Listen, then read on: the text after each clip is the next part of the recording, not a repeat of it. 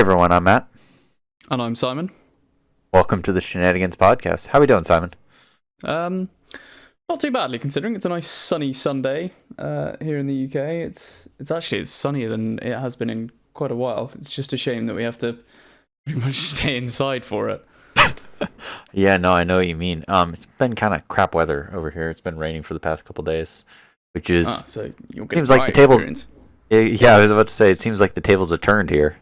Yes, but it does suck that we cannot go outside and experience the beautiful world. It doesn't stop people here from doing it. It doesn't stop people from doing it either. No. It seems like some places are trying to open up here, and I'm like, you guys are crazy. Yeah, they're trying to let, on the BBC, they're saying, they need to let people plan for, opening up. But even, the government coming back saying, well, we don't know when that's going to happen, which is a fair point, considering that, we have no idea what's going on. So, yeah, same here. How's a supermarket experience for you? I know when we go, me and my wife, we go. Everybody obviously stays away from each other, but when you get up to the counter, do you guys have these glass screens that they put up? They've started implementing them. So the whole experience is I try and normally go towards the evenings, just because I don't know, there normally seems to be less of a queue around 6 o'clock. But you have to line up outside. Sometimes the lines can go, around the corner and down the street, and there's always 2 meter intervals. So obviously the line's going to be ridiculously long. But as soon as you're in, it's free game. They keep putting up signs saying, to stay 2 meters apart. People do not listen to it. Especially if you're in an aisle, right? And I'm standing looking for something. Don't just come and sneak behind me to try and get past me, and then they go all the way to the end of the aisle to grab something. It's you could have gone around through another aisle and up. Yes, I get it. This entire thing is really, it really inconveniences people. But I would rather it inconvenience people than people get more sick and die. I do everything in my power to write, so if I know I need to go up this aisle, right, I will go around and I will find a different way. But it's when people are oh no, it's fine, I'll just sneak past because I'm not going to get anything. It's you're a fucking idiot. Just did they stop have being thick? What did they have? Did they have a cart or did they have a basket? A lot of them have baskets. Not a lot of people have carts at the moment, although I'm finding that when I go, because I'm trying to go as little as possible, I end up filling my basket to the max, and it gets really heavy. So I feel like I should probably use a trolley next time.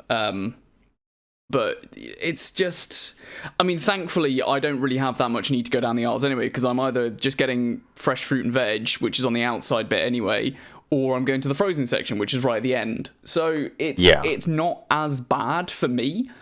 It's just the way that people are going about this. They're oh no, it's fine. It's if I sneak through here, that won't matter. But then other people see you doing it, and they think, oh no, it's fine if I do it, and so on and so forth. And it just really annoys me. I trust you. I definitely get what you're saying. For me and wife, it's a little bit different. We go down every single fucking aisle, man. It's okay down this aisle. What's at that end? Okay, let's go down there.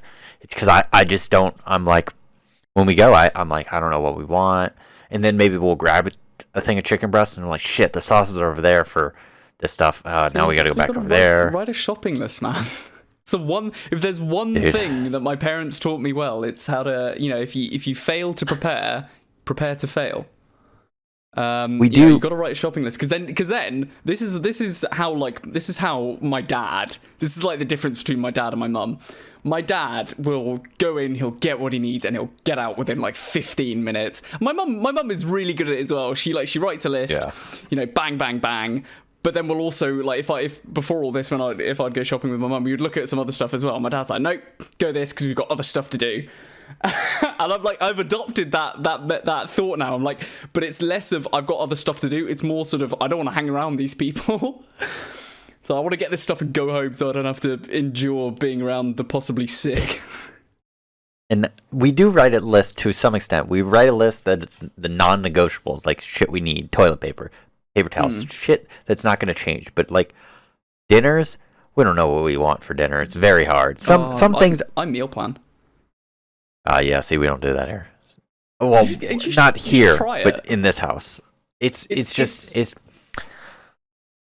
I don't want the same things. Like some nights I want pizza. Pizza is one of the things that is consistently on the grocery list because I'm like, I want pizza. Meal planning's not that bad, but it's. I understand that. Yeah, it's a bit nuts. It's continuously nuts at the moment. There seems to be sort of no end in sight at any rate. Although I did read that they've started human testing for a potential vaccine, which would be interesting. No, I saw that too. I definitely hope it ends soon, but hey, we're surviving. We had some exciting news this past. Star Citizen 3.9 is out. Woo! Well, it's out for PTU. For Wave 1 and Evocati. So that was exciting. Sorry for people who don't know what that is. PT, when we say something is out to PTU, it's out to the public test universe. So people who are Evocati, which is they're very special. They get to test like all the iterations of the game. Then it goes to Wave 1, which is people like Concierge, that's people who have dedicated a lot of time and money into the game, and subscribers who pay like a monthly fee to the game. They get to go next, and then Wave 2 is like everybody who constantly participates, and then it normally goes live after that. So we're in Wave 1, which is good. So we've got access to it, and it is amazing. I love it so much. I do too. Definitely happy I was in quarantine when this patch came out because it just added so much more playability to the game. Oh, it's another good. Four planets to explore. Even though Microtech was already there, but you didn't get to really explore New Babbage a whole lot. Now they added the 3 moons. You've got the landing zone and the 3 moons, which are really, really cool. They're so beautiful, and they're really just nice to visit and play around in. Yes, it is. I know I did a couple videos already, and I think you did a couple videos. I did, but I discovered that there was game audio problems and recording problems. So I think until I figure out what it is exactly that I want to record from 3.9, I will hold off on that, and I'll keep recording whatever it is that springs to mind, or whatever it is that people want me to play, to be honest. But like we tried out the prison gameplay. What did you think of that? I like the prison gameplay. Don't get me wrong, it's all relative. Give a little backstory. We went to go do this mission, a prisoner breakout mission. I didn't really realize it was a criminal mission at the start, but then when I started killing people and getting, I didn't start murdering people. I started murdering people, and I got a 4 crime stat, and then it's all so prison and Star Citizen is all relative. So I murdered 4 people and got a 4 crime stat. My prison sentence was 10 hours real time, not in game time. You have to sit in the game for 10 hours to get out of prison. Yeah, I mean, mine. I was just the pilot, so I got a crime stat level 3, which means mine was like an hour and 40 minutes by comparison with yours. But you also didn't. Yeah. What did you get the crimes for? Mine was all murder. I think mine was like aiding and abetting, basically. Okay. Yeah. But the new prison, which is called the Klesher Rehabilitation Facility, it's set on the moon of Aberdeen, which is supposed to be, so its real life counterpart is effectively Venus. It's got this like really, it's got like 400-degree temperatures. It's really dense, and it's like basically it's just it's inhabitable. It's really, really horrible. And this prison is underground and it's fully automated. And basically what you do is you have your sentence, like Matt said, and do you want to talk to them about the what is it, the merits and stuff? Oh yeah, sure. So like I said, 10 hours real time. If you log out of the game, it doesn't count. You got to be in game 10 hours. But there's a merit system. When you first get there, you can enroll in the system to go mine for Klesher. using the mining gameplay in Star Citizen. So you go mine for certain things. Hadonite, Dolvine, and Aphrodite? Aphrodite. 3 minerals yeah. that are found throughout the galaxy in Star Citizen. So the merit system is based off how much of it you mine. Hadonite's worth the most, Dolvine's the second most, and then Aphrodite. Aphrodite's worth fuck all. Oh, it's fuck all. I had like 30, and it gave me maybe 10 minutes, but then I had 20 Dolvine and 10 Hadonite, and it knocked off 4.5 hours off my sentence. Yeah. So basically, it's like if you so say for example, actually I'll use mine because mine was quite a short sentence. So I had like an hour and 40 minutes, which I could have just spent logged in my cell, as it were, or just wandering around not doing very much. But I chose to go mine. So you get given a mining tool, you go into the work mines, which are, it's really badly lit. It's they're horrendous conditions. And, I mined a load of stuff. I chucked it in this processor and it said, great, thanks, you've mined enough so that now my sentence was reduced to 0. Like, I could then leave. I could then get out. But I chose to help and stay and help Matt get out because I'm nice like that. But, like, I still haven't been able to escape. I mean, I don't plan on going back to prison in game. No, not at all. But should it happen, like, I have not found an escape route yet. Which is I would personally just do the 30 minutes of mining. It really didn't take us that long because it was 2 people. So if you have a friend, it's not worth it. But I tried to break out with some random, and it's a labyrinth of death, man. It's a lot of. At the first part, you're going through all these tunnels, trying to find the right tunnel, and then the next part is platforming in a little bit low gravity. And Star Citizen, obviously, so it's lagging. You're like, shit. Like, can I make that jump? You don't make the jump, and then you fall, and then you're like, it's bad. It's really bad.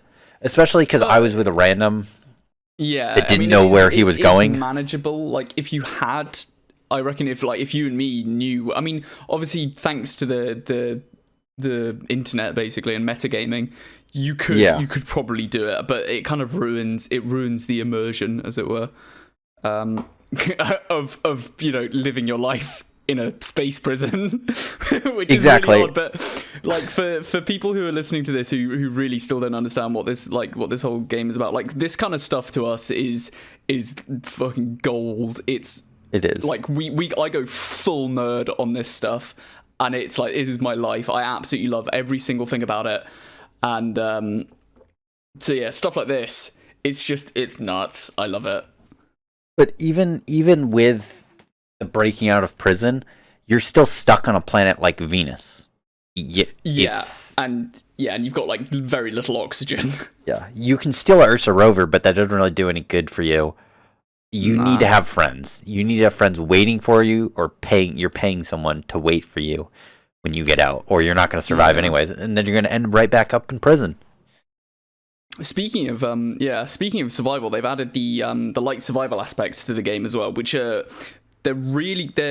perfect in my eyes, because a lot of survival games, like when we play Green Hell, it's you're constantly monitoring your food and your water, and that thing's broken it down into proteins, carbs, fats, and water effectively. But in this, it's just food and water. You eat a little bit every couple of hours that you play, and you're good to go. And like, if you're out in the space, just make sure you top up your oxygen, and you're fine. It's one of those things that it makes it more realistic in the fact that you do have to keep an eye on it, and but it's not going to hamper your gameplay really. It which is one really of my doesn't. Things about it. I love it. It's such a great game, and I love every update. Just like Simon says, it is one of those games that I really nerd out about, because I feel like they are changing the future of space games. I know, just video games in general, but yeah, exactly. I know No Man's Sky has a procedurally unlimited amount of worlds, not as good as Star Citizen. No. I still have fun playing No Man's Sky, but this is what gamers want, is just an open world. I wouldn't really say this is an MMO. Well, it is an MMO, but it's not MMORPG, yeah. like normal open world games. I mean, technically, like, if you had to put it down to the bare bones, it would be described as an MMORPG, but it's, like, for those of us that play it, it's so much more than that. It's not like your typical, it's not like WoW, it's not like, I don't know, League of Legends, it's not like Star Wars The Old Republic, or any of the big name MMOs that are out there. It's something, it is a game changer. It's literally what it is. Like, these guys are doing something that has never been done before. And they're doing a fantastic job of it as well, and especially from doing it from home. At the moment they're still cranking out the stuff. Oh yeah, it's absolutely insane what they're doing at home. They're doing great work at home, and it just shows how much they love and care about this game. Because they're doing so much work from home. They're still coming out with these Inside Star Citizen videos to give us updates about what's going on, and they really care about their fans because they know, as the fans, we're putting a lot of trust in them to make one of the greatest games of all time. I don't think I've ever been so excited. They released one actually recently about flora and fauna. I don't think I've ever been so excited to see a space cow, which is literally what they've called it. A space cow and a space whale, but yeah, that's way later down the line. The space whale is my favorite. It's really beautiful. It just looks like what I would think a space whale looks like. Yeah, but it's the fact that these guys, there is, it's exactly what you said. It's what you think it would look like, but the point is, nobody knows what they would look like. Because it's just down to the individual's imagination. And yet, when we look at these things, like the space cow, it's like, yeah, that looks like if you had no text to say that it was a space cow or to say it was a space whale, I would think space cow and space whale. Because you just look at it, they design these things in such a way that it's just like, it immediately calls to mind. It's like, that is a cow from another planet. Mm-hmm. I love the fact that that's what they started with as well. They had to start with a space cow. I love it, man. I really do love it. Talking about other games in general, one thing I was reading, IGN put out a news article about it. The new Microsoft Flight Simulator that's coming out this year. Yeah. It's supposed to be 150 gigs. Mind you, Call of Duty Modern Warfare is like 170 gigs, I think. Something like that, yeah. It's pretty big, but read these stats. So there's going to be 40,000 real-world airports. Oh my God. It's most of its stuff is drawn from Bing Map data, which the Microsoft Flight Simulator will have access to 2 petabytes, which is 2 million gigabytes of this data streaming via internet connection. So just having that 150 gig download, that's just the start. They want you to have a minimum of 5 megabytes per second of bandwidth speed, ideally 50, when you play this game, because of there's just, you have so much access. You have all this data you can access during the game. It's, and I'm a big fan of Microsoft Flight Simulator because I know it's a flight simulator game, but it's not like Euro Truck Simulator. I feel it's what our pilots use to fly. It's just cool. I think the last one I had was like 2004, maybe. Yeah, I think the last one I had was Microsoft Flight Simulator X, and they definitely didn't have this many airports. Like, just looking at the pictures, one of the airports that they showcase is the I don't know how to say it. It's the airport in Nepal that's pretty much on a cliff. Oh, and I gotta Triphavan International Airport. What did you say? Yeah, Triphavan International Airport. It's No. it's TI, colloquially referred to as TIA. It's the one. It's located in Kathmandu. Is that the one? No, I don't think that's the one I'm thinking of. This is the one I'm thinking of. Tenzing? I don't know that one, I don't think. I think you'd know it by the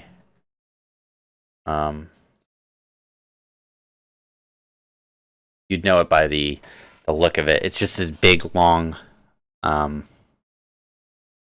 airport. Yeah, I remember. Yeah. I remember seeing it on History Channel because even the wiki link even says History Channel 2010 rated the airport as the most dangerous airport for more than 20 years.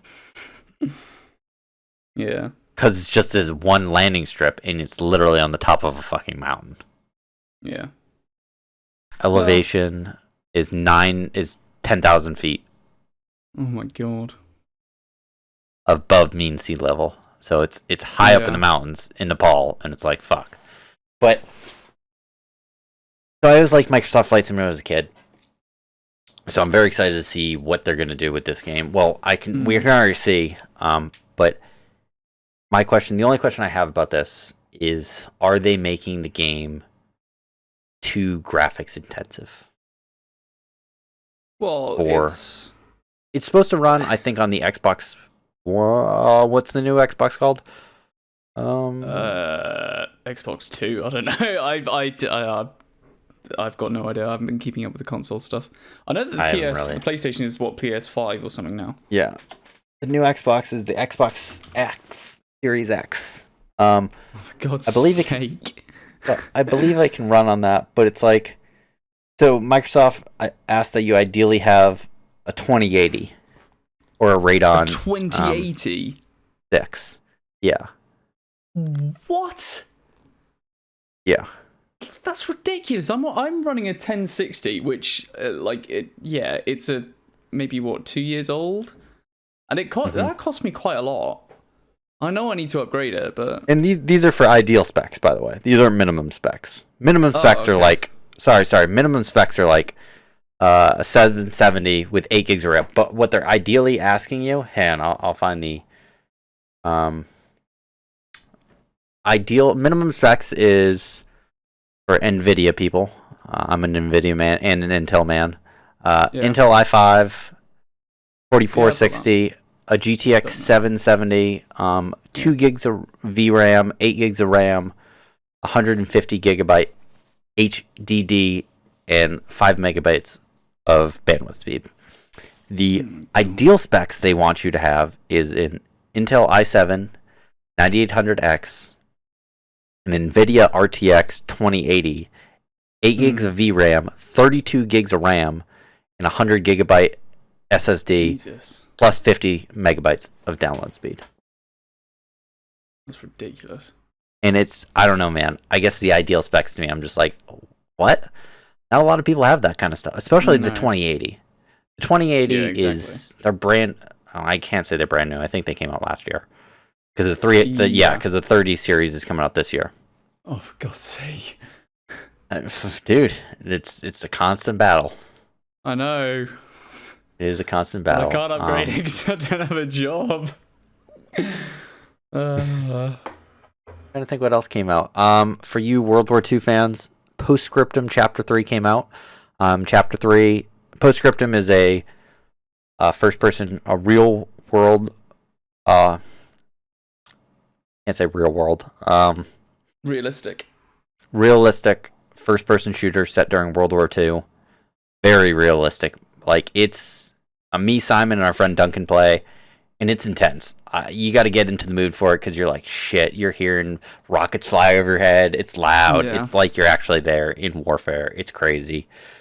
And the fact that like stamina's a thing in that game, like you actually have to, you can sprint, yeah, but you need to drink from your canteen in order to refill yourself, and there's no name tags or anything like that apart from your own team, and it is very realistic. But I haven't played it in a while, mainly because I just thought I got rather annoyed with it because I would be sitting, I'd join a server or join a game and I'd be sitting around and very little would happen. Other than me just getting repeatedly killed. It is. So that probably says more about me than anything else. Yeah, it is one of those things where you're like, shit, where do I go? Where do I go? And it's once you get into the battle, you're like, oh, killing Germans or killing America, whatever team you're on. It is a very communication heavy game. But I'm excited for Chapter 3. So Chapter 3, you think you're getting killed already. They added Utah Beach, St. Mire-Église, and they're adding a quarantine map. They were supposed to add it this patch, or this update, but they pulled it back because of bug fixes. But Utah, I know with the Utah, you're going to go on the beach. With St. Mire-Église, you will jump as a paratrooper. So you'll kind of, the scene is you're jumping before the invasion. Yeah. So I think it's going to be really cool to be on either side of those, attacking, defending. Especially St. Mire-Église. I'm very excited to be on the German side, hearing the air raid sirens go off and be like, oh shit, paratroopers are coming. What do we do? Yeah. Know what I mean? Like, it's like, okay, this is one of the largest airborne operations ever. I'd still think I would prefer to be a British commando on Gold Juno or Sword Beach, rushing up, smashing some Germans. Smashing some Germans, getting killed in tin cans. Yep. Basically. I was just talking to Duncan about that. I was like, dude, we're all literally going to be sitting ducks in these tin cans. Yep. Like, it's going to be crazy. Oh well. Dear.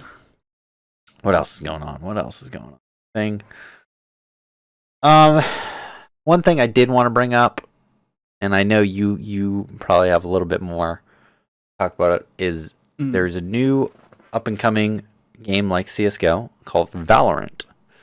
There is, yeah. It's that game has overtaken like all, I think, and it happens with a lot of new games. As look, it happened with Fortnite, it happened with PUBG, happened with Call of Duty Warzone. Yeah, it happened with Warzone, but this thing apparently is that, you know, it is the next big thing, because obviously Counter-Strike and the way that Counter-Strike works has been the same for a while, and I don't think there has been any other game that's done it like that for a long time, or since CS:GO came out, because it's been the most popular. I mean, obviously all the other ones that we've just referenced, they're all battle royale games, so everybody on one map, and you basically got to be, it's last man standing. But this one is two teams fighting over to basically blow something up, or to stop people blowing something up. You know, it's sort of terrorists and counter-terrorists, and it's got an interesting art style. But the biggest thing about it is the drama. There's so much drama over it at the moment, because on Twitch, which is it's a streaming platform, the only way to get access to this game, because it's still in closed beta, is to get what's called a drop. So you get a link or a code or something that you can only get by viewing somebody's stream. And it'll drop during their stream, and then you can use that and get access to the game. But a lot of Twitch streamers at the moment, like even the ones who have got tens of thousands of subscribers, so they're making, you know, money off this, and they don't need to do this to get more viewers. But what they've been doing is they've been effectively using clickbait, so putting in titles to make people want to click the title. And it's like 24/7 drops, you know, constant drops. You'll get a drop if you watch my stream, so on and so forth. And it's nuts, because it's like you're baiting the ignorant, you're baiting the stupid here. And it's not like what they're doing technically, it's not illegal, or it's not like violating any terms of service, so far as I know. But it's just simply put, it's a dick move. It's like a massive dick move.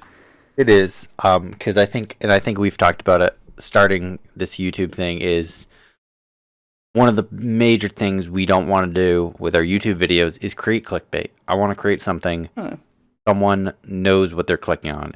They're not going to be surprised. This is not what the video said it was about. If I say I'm playing Star Wars The Old Republic Part 1, this is going to be Star Wars The Old Republic Part 1. Yeah, I mean, I'll add a title to my videos, which I do. Oh yeah. Which to try and summarize very briefly in 1 or 2 words what the episode's about. But it's never going to be, oh, come and watch this video and you'll get tens of thousands of dollars and a personal note from me saying that I love you. I don't know. It's not. It's. I don't know, man. It's these people that have already got. They're already making money off of this. By streaming every day, they've got thousands and thousands of people watching them. You don't need it. You don't need to do this to get any more viewers. Like, people will come to watch your stream because you're clearly doing something right and you're clearly good at this. So why would you do that? They are effectively abusing their power in the streaming community. It's really toxic, especially for. It's incredibly toxic. That's why I don't like Twitch. I don't like Twitch either. I do like some streamers on Twitch, but they didn't start at Twitch. They started at YouTube gaming companies that I really watched, and then they broke off. They were like, this is not what I want to do anymore, and then they started doing Twitch on their own. But they still are heartfelt, and they're still their same person that they were when they were YouTubing, but now they're just Twitching. Yeah, it's because people are violating they're violating Twitch's terms of service for a start. I mean, Twitch's staff are, I don't know what's going on there. It's like it's in another dimension. It's like some black cult or something, because they they ban people for like the most ridiculous stuff, and then when people blatantly violate their terms of service and they don't get banned, it's like, what are you doing? That's why I think a lot of people are moving towards Mixer. Yeah, that's very true. Even Mixer and YouTube Live. I know a lot of people, at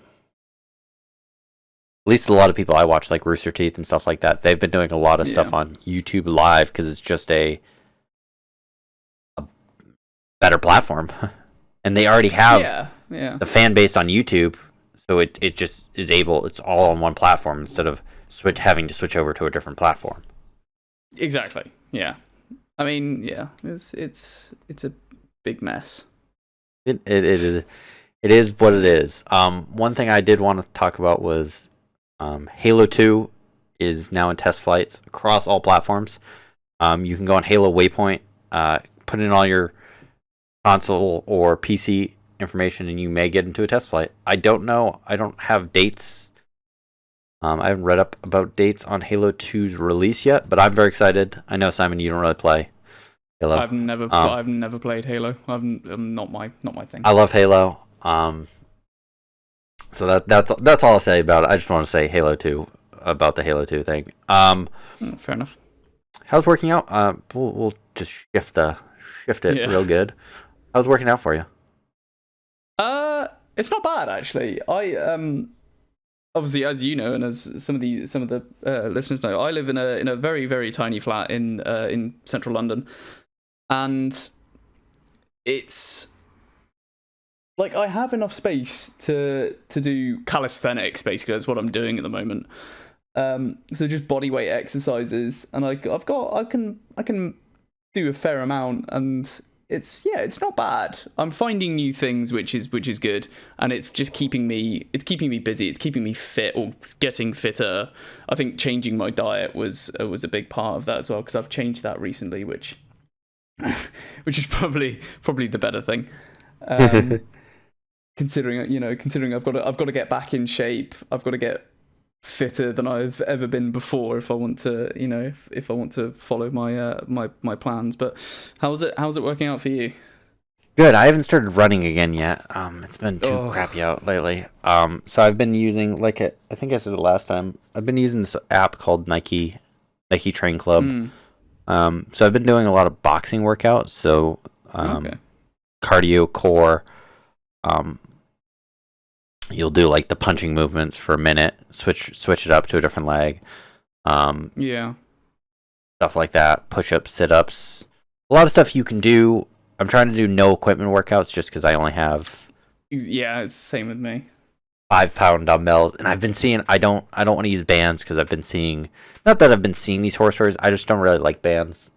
I'd rather do my body weight because I weigh 165, so I'm gonna do a lot with my body weight. Yeah. Working I don't know it what out. that is. I don't know what my weight is in pounds, by the way. Hang on, I'm gonna figure it out. Yeah. So I weigh 75 kilos in LBS. So I weigh 165. But yeah, I'm 11 stones. Does that help you out? No, because I let you know. Okay, no, that does kind of make sense. I more use kilograms, but anyway. Like, do you know Tabata? And hit? Yeah, I know hit. I don't really know Tabata. Okay, so Tabata was invented by we use a Japanese guy called Tabata, and he came up with this thing, which is basically you do 4 rounds of 20 seconds of work and 10 seconds of rest in between each one. So say it would be press ups. You do 20 seconds of press ups, 10-second rest, 20 seconds of press ups, 4 times, and then so I did a 40-minute session yesterday doing that, and I was utterly knackered at the end of it because I was doing some stuff which was making me move and stretch things that hadn't been stretched in years, and it was hard. It's hard work considering it is just you and your body weight, but it's the fact that you only get those 10 seconds to rest. It's not like getting a minute, and like you think that when you think 20 seconds, that's not that much, it's not that long of a time. When you're on like the 3rd set of 20 seconds doing press ups, try close end tricep press ups, and it's just burning and it's horrible. Oh yeah. I think my workouts are like 30-second. No, they might be a little bit less than 30-second rests. I really count. It really doesn't tell you how much. Yeah. Just tells you the workout, and then it kind of tells you what the next workout is. Because it's essentially one long video, and it's just someone showing you what you're doing. As well. I follow those as well. It's just like a 40-minute video of these people doing stuff, and I just copy them. But especially a bunch of the core workouts, I was beat the first time I did them because it'd be like, okay, hold this high plank for a minute. Okay, go to plank sauce. Go back to high plank. Okay, now you're gonna do squats. And it's like, fucking hey, Jesus Christ. Squats. Squats. I do miss having a squat rack though.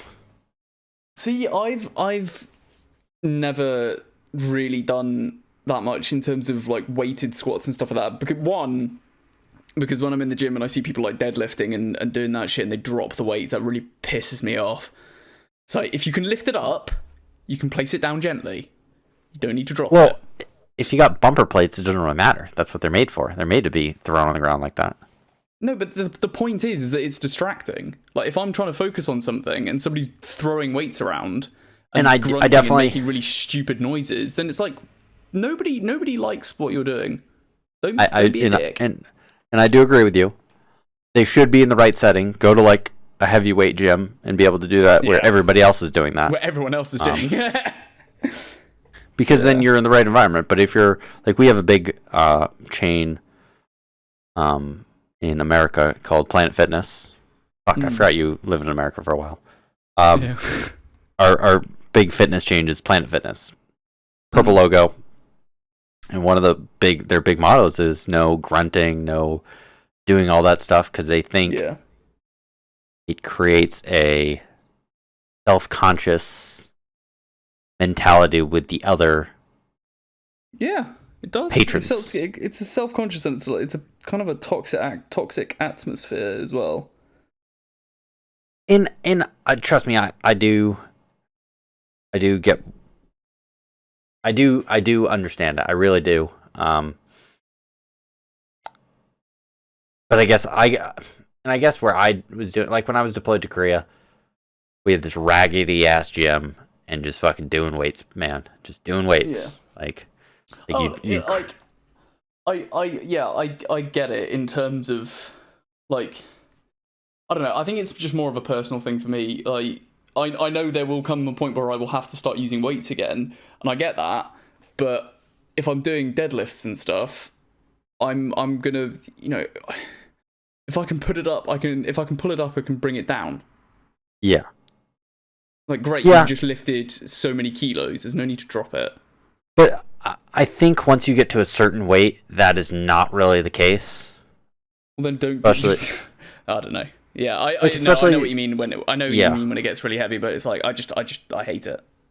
Yeah, like when like some of my friends, I've gotten, I think the max I ever deadlift or squatted was like 200.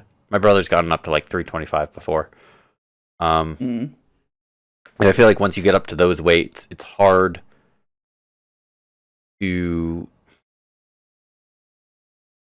I guess the bar would be right there. And just get. If you're in a squat, it's very I don't know. dependent. It's it's very dependent. It's dependent on the situation. Yeah. But I get what you mean, man. But hey, so put in headphones and Oh no, crank yeah, music up. I crank up my music and then I'm good to go. I do. One thing that does piss me off about gyms though is people that are on a machine for like an hour. Like I was trying to do legs one day, and this dude was on the leg press for like an hour, just the leg press. He didn't move anywhere else. Oh my god! And I eventually walked over and I'm, hey man, you gonna be done soon? I need to work on the leg press. Yeah, I'll be done soon. And I was just thinking to myself, how are you on the leg press? Why are you on the leg press for like an hour? Well, that clearly says something that it's like if he's on it for that long, he's clearly not trying hard enough. Because if he was using heavier weights, and it would be done quicker. But that's yeah. That or he's just stupid and doesn't know he needs to work out other parts of his leg. Yeah.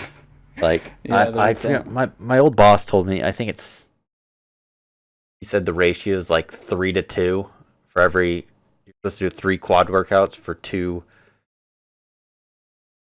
And that could be fucking wrong. Don't quote me on that. 3 quad workouts to 2 calf workouts or something.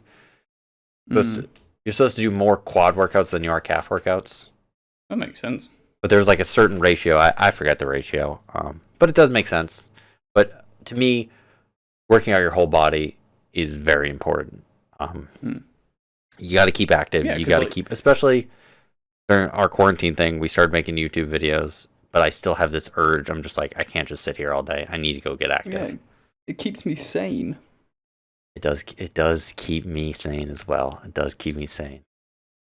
I think it's about time to wrap up.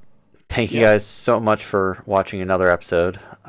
We'll be back next Sunday with another episode. Right. Don't forget to go check out new vids coming out during the weekend. We started Twitters just to put the news out a little quicker. I know because a lot of people, I don't have YouTube notifications on. I just go and check my YouTube feed when I go onto the YouTube app. So we created Twitters to get the news out faster when videos are going up. And maybe we'll just throw out some tweets here and there asking what kind of games you guys want us to play. Stuff like that. But have a good week, guys. Try to stay safe during quarantine. We'll see you guys next week. Yeah. Stay sane. All right. All right. Cheers, guys. See ya.